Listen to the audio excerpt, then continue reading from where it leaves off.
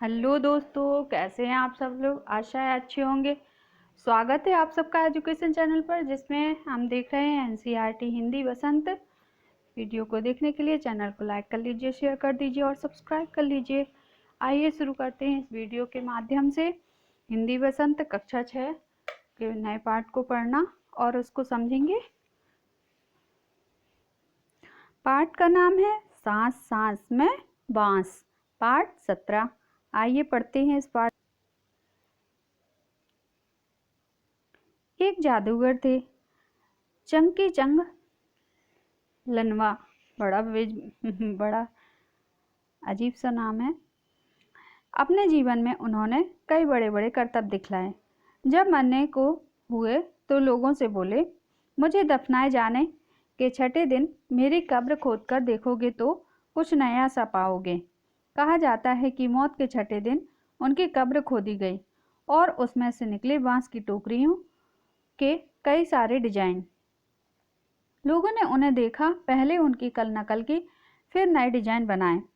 बांस भारत के विभिन्न हिस्सों में बहुतायत में होता है। भारत के उत्तर पूर्व क्षेत्र के 7 राज्यों में बांस बहुत उगता है, इसलिए वहां बांस की चीजें बनाने का चलन भी खूब है। सभी समुदाय के भरण पोषण में इसका बहुत हाथ है। यहाँ हम खास तौर पर देश के उत्तरी पूर्वी राज्य नागालैंड की बात करेंगे। नागालैंड के निवासियों में बांस की चीज़ें बनाने का खूब प्रचलन होता है। इंसान ने जब हाथ से कलात्मक चीज़ें बनाने शुरू की, बांस की चीज़ें तभी से बन रही हैं। आवश्यकता के अनुसार इसमें बदलाव हुए हैं और अभी हो रहे हैं। कहते हैं कि बांस की बुनाई का रिश्ता उस दौर से है जब इंसान भोजन इकट्ठा करता था। शायद इकट्ठा करने के लिए उसने ऐसी डलिया नुमा चीज़ें बनाई होंगी। क्या पता बया जैसी चिड़िया के घोंसले से टोकरी के आकार और बनावट की तरकीब हाथ लगी होगी। बांस की केवल टोकरियां ही नहीं बनती, बांस की खपचियों से ढेर सारी चीज़ें बनाई जाती हैं, जैसे तरह तरह की चटाइयाँ, टोपियाँ, टोकरियाँ, बर्तन, बैलगाड़ियाँ, फर्नीचर, सजावटी सामान, जाल, मकान, पुल और खिलौने आदि। आसाम में ऐसे ही एक जाल जकाई से मछली पकड़ते हैं। ये हैं जकाई, इनसे हम मछलियाँ पकड़ते हैं। छोटी मछलियों को पकड़ने के लिए इसे पानी की सतह पर रखा जाता है और फिर धीरे धीरे चलते हुए खींचा जाता है। बांस की खपचियों को इस तरह बांधा जाता है कि वे एक शंकु आकार ले लें।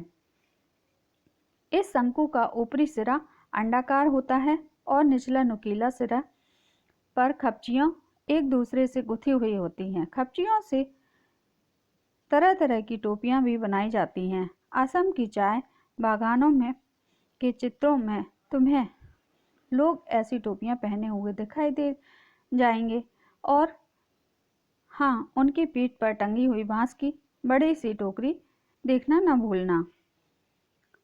जुलाई से अक्टूबर घनघोर बारिश का महीना, यानी लोगों के पास बहुत सारा खाली वक्त या कहो आसपास के जंगलों के बांस इकट्ठा करने का सही वक्त है। आमतौर पर वे 1 से 3 साल तक की उम्र के वाले बांस काटते हैं। बूढ़े बांस सख्त होते हैं और टूट भी जाते हैं। बांस से शाखाएं, पत्तियां अलग कर दी जाती हैं। इसके बाद ऐसे बांसों को चुना जाता है जिनमें गांठें दूर दूर तक होती हैं। दायों यानी चौड़े चांद जैसी फॉल वाले चाकू से उन्हें छीलकर खपचियां तैयार की जाती हैं। खपचियों की लंबाई पहले से ही तय कर ली जाती है। मसलन आसन जैसी चीज़ें, छोटी चीज़ें बनाने के लिए बांस को हर एक गठान से काटा जाता है, लेकिन टोकरी बनाने के लिए हो सकता है कि 2 या 3-4 गठानों लंबी खपचियां काटी जाएं, यानी कहाँ से काटा जाएगा यह टोकरी की लंबाई पर निर्भर करता है। आमतौर पर कपचियों की चौड़ाई 1 इंच और 1 इंच से ज़्यादा नहीं होती है। चौड़ी कपचियाँ किसी काम की नहीं होती हैं, उन्हें चीरकर पतली कपचियाँ बनाई जाती हैं। पतली कपचियाँ लचीली होती हैं। कपचियाँ चीरना उत्सादी का काम है। हाथों की कला के बिना कपचियों की मोटाई बराबर बनाए रखने आसान नहीं है। इस हुनर को पाने के लिए काफ़ी समय लगता है। टोकरी बनाने से पहले कपचियों को चिकना बनाना बहुत ज़रूरी है। यहाँ फिर दाव काम आता है। कपची बाएं हाथ में होती है और दाव दाएं हाथ में। दाव का धारदार सिरा कपची को दबाए। ये देखिए कपचियाँ बनाई जा रही हैं, जाल की टोकरियाँ बनाई जा रही हैं। दाएं हाथ में रहता है, जबकि तर्जनी दांव की एक कदम नीचे होती है। इस स्थिति में बाएं हाथ से कपची को बाहर की ओर खींचा जाता है। इस दौरान दायां अंगूठा दांव के अंदर की ओर दबाता है और दांव कपचियों पर दबाव बनाते हुए घिसाई करता है जब तक कपची एकदम चिकनी नहीं हो जाती है। यह प्रक्रिया दोहराई जाती है। इसके बाद होती है कपचियों की रंगाई। इसके लिए ज़्यादातर गुड़हल, इमली की पत्तियां आदि का प्रयोग किया जाता है। काले रंग के लिए उन्हें आम के छाल में लपेटकर कुछ दिनों के लिए मिट्टी में दबाकर रखा जाता है। बांस की बुनाई वैसे ही होती है जैसे कोई और बुनाई। पहले कपचियों को चित्र में दिखाए गए तरीके से आड़ा तिरछा रखा जाता है। फिर बाने को बारी बारी से ताने के ऊपर नीचे किया जाता है। इस तरह चेक की डिजाइन बनता है। पलंग की निवार की बुनाई की तरह टूल बुनना तो हर एक बाना 2 या 3 तानों के ऊपर और नीचे से जाता है। इससे कई प्रकार की डिजाइन बनाए जा सकते हैं। टोकरी के सिरे पर कपचियों को या तो चोटी की तरह गूंथ लिया जाता है या फिर कटे सिरों को नीचे की ओर मोड़कर फंसा दिया जाता है। हमारी टोकरी तैयार, चाहो बेचो या घर पर ही काम में ले लो। ये थे हमारे एलेक्स एम जॉर्ज। अब हम इस पैराग्राफ के बारे में जानते हैं। बांस से मेरा रिश्ता। बांस का यह झुरमुट मुझे अमीर बना देता है। इससे मैं अपना घर बना सकता हूँ। बांस के बर्तन और औजार इस्तेमाल करता हूँ।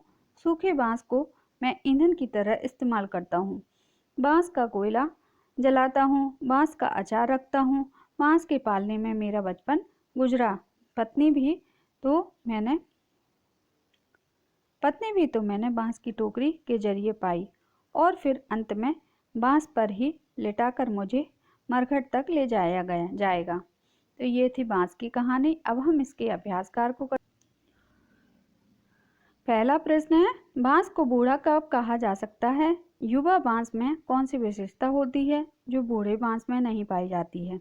उत्तर है 3 साल से लेकर उससे अधिक उम्र वाले बांस को बूढ़ा कहा जाता है। बूढ़े बांस सख्त होते हैं और टूट भी जाते हैं। युवा बांस मुलायम होते हैं। उसे सामान बनाने के लिए किसी भी तरह से मोड़ा जा सकता है। अगला प्रश्न है, बांस से बनाई जाने वाली चीज़ों से सबसे आश्चर्यजनक चीज़ तुम्हें कौन सी लगी और क्यों? उत्तर है, बांस से बनाई जाने वाली चीज़ों में सबसे आश्चर्यजनक मुझे चीज़ लगी वह मछली पकड़ने वाला जाल, जकाई। इसकी बनावट बहुत कठिन है, लेकिन इससे मछलियाँ जिस तरह फंसाई जाती हैं वह भी बहुत आश्चर्यजनक है। अगला प्रश्न है, बांस की बुनाई मानव के इतिहास में कब आरंभ हुई होगी? उत्तर है, बांस की बुनाई मानव के इतिहास में तब आरंभ हुई होगी जब इंसान ने हाथ की कलात्मक चीज़ें बनानी आरंभ की और जब मानव घूम घूम कर भोजन एकत्र किया करता था। भोजन के लिए उसे एक डलिया नुमा वस्तु की ज़रूरत पड़ी होगी, तभी उसने बांस की बुनाई से डलिया बनाई होगी। बाद में वह कलात्मक वस्तु बनाने लगा होगा।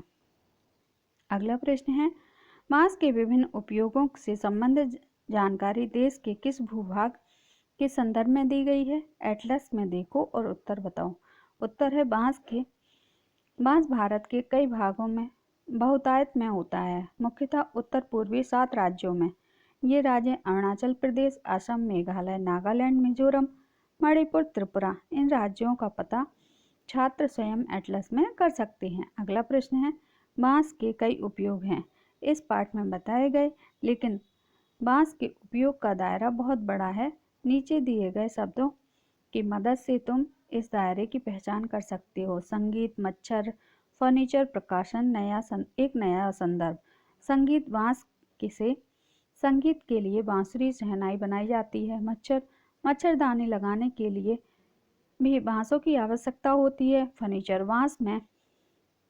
बांस से फर्नीचर बनाया जाता है। प्रकाशन के लिए बांस के कागज बनाया जाता है। एक नया संदर्भ, बांस से खिलौने, बर्तन, मकान, अचार भी बनाया जाता है।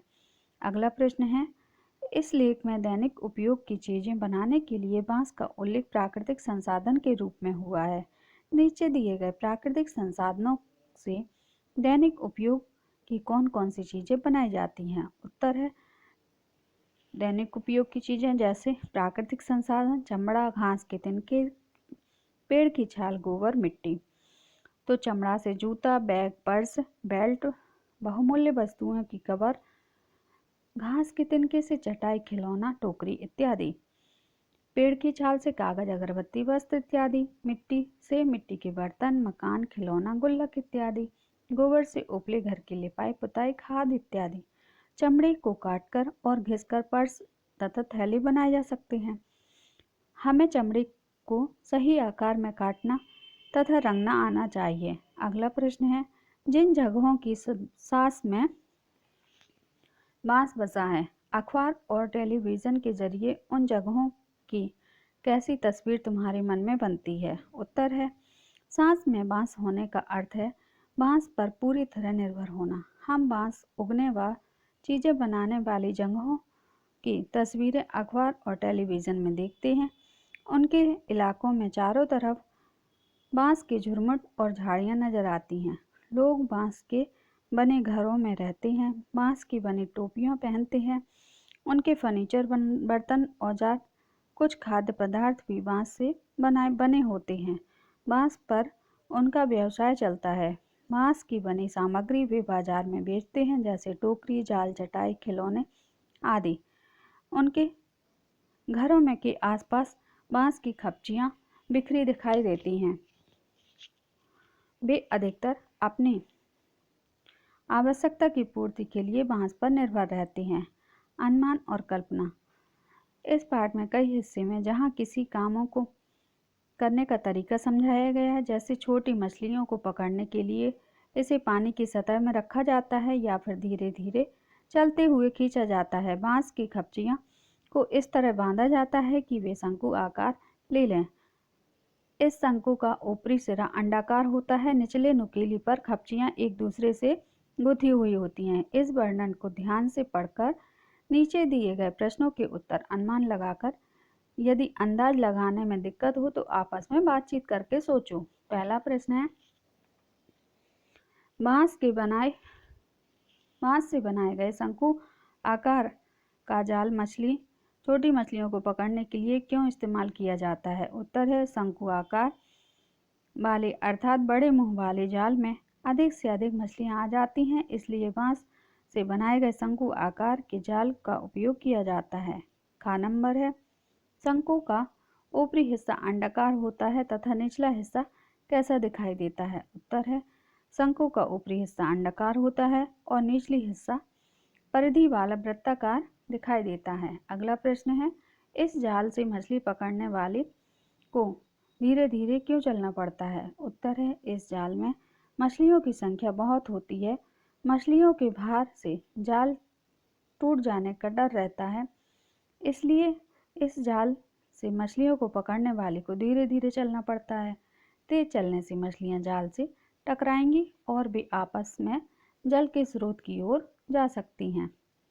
अगला प्रश्न है, हाथों की कलाकारी, घनघोर बारिश, बुनाई का सफर, आड़ा तिरछा, डलिया नुमा के मुताबिक इन वाक्यांशों का वाक्यों में प्रयोग कीजिए। जैसे हाथों की कलाकारी, बांस से ज़्यादातर वस्तुओं का निर्माण हाथों की कलाकारी से ही संभव होता है। अगला शब्द है घनघोर बारिश। आज यहाँ सवेरे से ही घनघोर बारिश हो रही है। बुनाई का सफ़र। बांसों की बुनाई का सफ़र आदि मानव काल से चला आ रहा है। आड़ा तिरछा। बांसों को आड़ा तिरछा आकार देते ही अलग अलग वस्तुओं का निर्माण होता है। डलिया नुमा। यह डलिया नुमा टोकरी काफ़ी उपयोगी है। कहे मुताबिक, आपके कहे मुताबिक मैंने अपना गृह कार्य स्वयं करा है। अगला प्रश्न है बनावट शब्द में बुन क्रिया में आवट प्रत्यय लगकर जोड़ने से बनता है। इसी प्रकार नुकीला, दबाव, घिसाई भी मूल शब्दों के विभिन्न प्रत्यय जोड़ने से बने हैं। इन चारों शब्दों में प्रत्यय को पहचानो, उनसे तीन तीन शब्द बनाओ, इन शब्दों का वाक्यों में प्रयोग करो। जैसे बुनावट, नुकीला, दबाव, घिसाई। उत्तर है बुने से बुनावट। लिखावट, नेहा की लिखावट अच्छी है। सजावट, तुम्हारे घर की सजावट बहुत अच्छी है। रुकावट, रास्ते में रुकावट है। नुकीला, बर्फीला, जहरीला, पथरीला, चमकीला।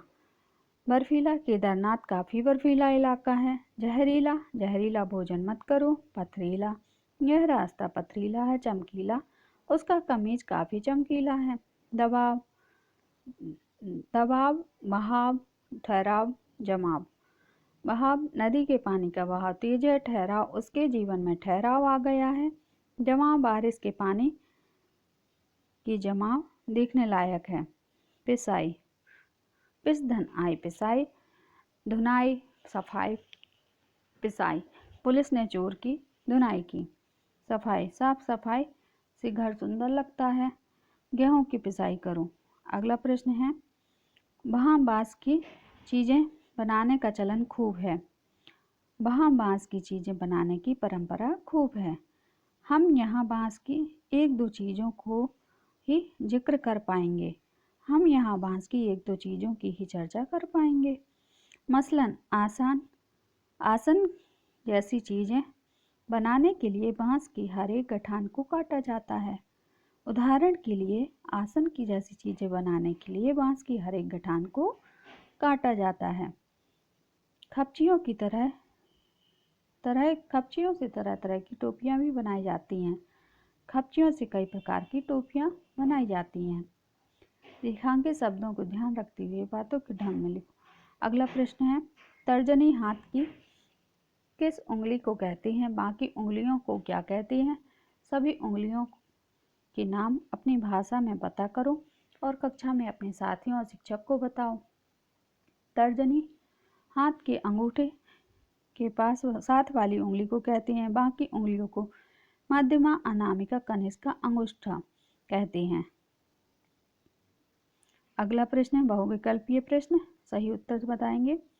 भारत में बांस किस प्रांत में अधिक पाया जाता है?